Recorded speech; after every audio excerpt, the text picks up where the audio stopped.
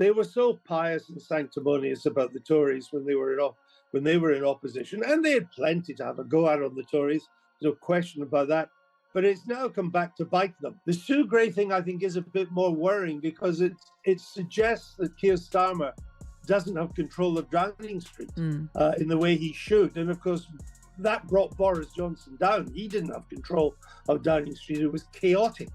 And when a prime minister has to say, look, I'm in control, when he has to say that less than 3 months in power, you know it's a real mess. You know it's in real trouble. When he had normally prime ministers say, I'm in control in their dying days. That's not in their first 3. Andrew Neil just reduced Keir Starmer to political leftovers. Soft, dull, and oddly colourless. If you thought Starmer could dodge pressure like a trained action hero, this time he didn't even manage a step. He froze mid-answer as if his internet connection suddenly dropped. And trust me, Andrew Neil didn't simply question him. He tore the whole performance apart, served it back to him, and still looked disappointed with the meal. That's not process, that's well, the you're rules. following the process, but there's a bigger principle at stake, that Labour Party members who are being asked to vote for you should know who's bankrolling your campaign. That is why the Labour Party set up those rules. But you won't tell us. The Labour Party rules say, carry out the checks, which we have to carry out, and I've got a compliance team doing that.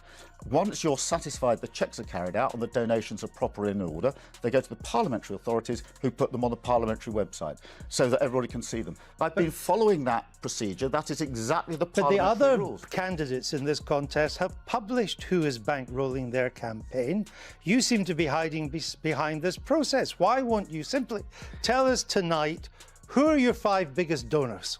Andrew, how can you say I'm hiding behind a process when it's the Labour Party process? The Labour Party, beginning of because you're hiding behind the process. You know that moment when someone is speaking, but you still can't understand what they're trying to say. That's Keir Starmer in his purest form.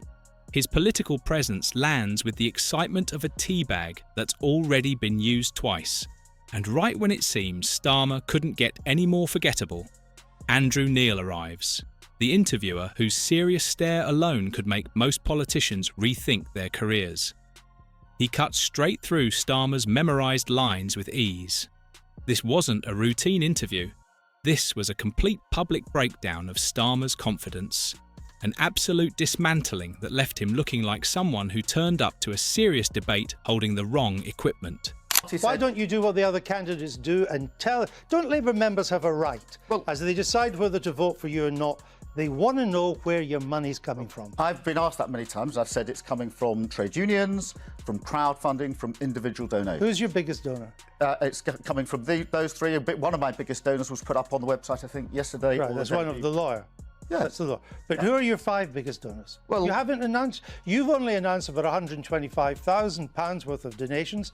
This campaign costs a lot more than that. Doesn't transparency just demand? I mean, it's cost. Now, let's look at Starmer's whole presentation.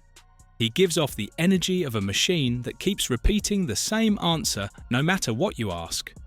His entire approach feels like, here is my script. Please don't interrupt. Listening to him talk about policy is like sitting through a long meeting that could have ended 20 minutes earlier. No life, no emotion, just endurance. Then Andrew Neil enters. He's like a precision tool, direct, focused, and ready to challenge every unclear word coming out of Starmer's mouth. Neil isn't interested in making the conversation pleasant. He's there to push for the answers Starmer usually avoids. Watching Neil expose the weak spots in Starmer's responses felt like witnessing a seasoned expert dealing with someone completely unprepared. It was relentless and, oddly, quite satisfying to see. I mean, there are a lot of fundamental issues which need to be tackled in our country.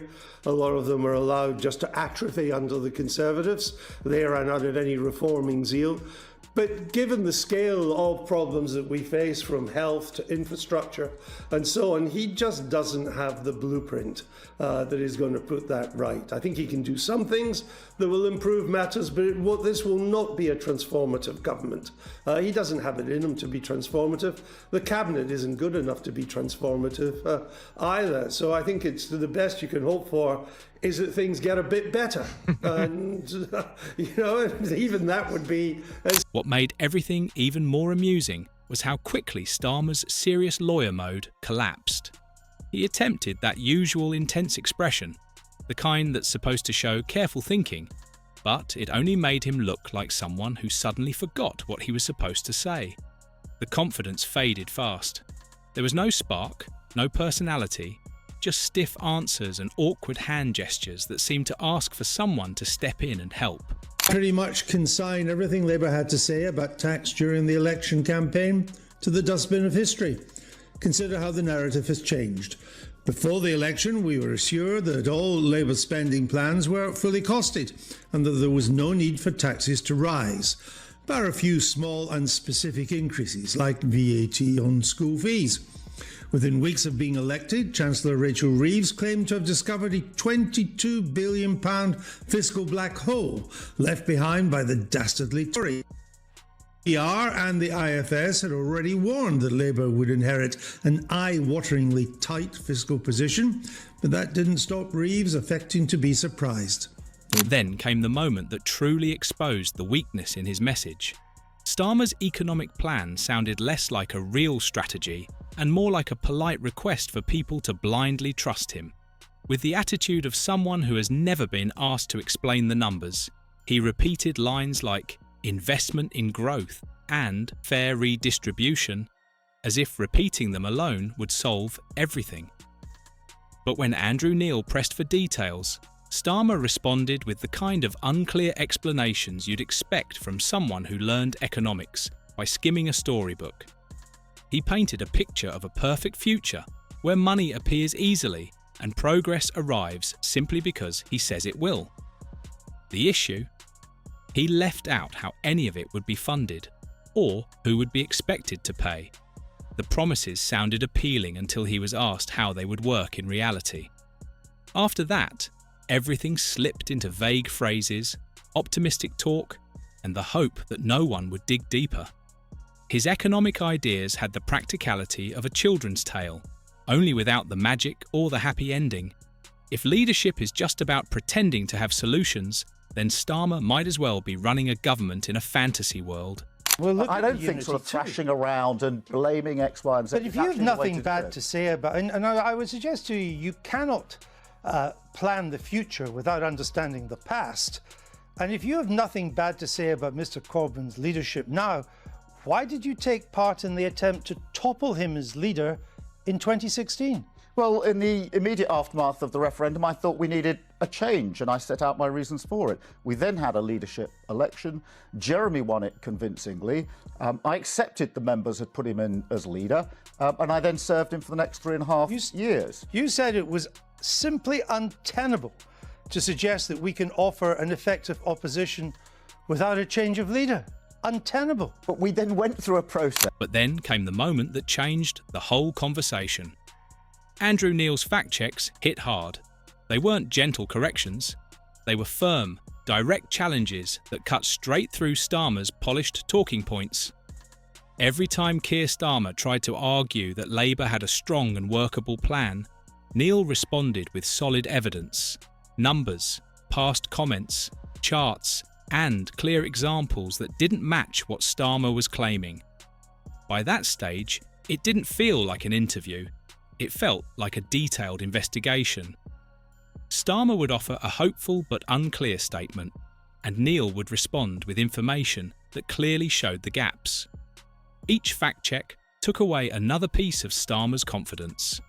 His answers weren't just unclear, they went in no real direction at all. It was like watching someone attempt a task without proper instructions or tools, hoping it somehow works out.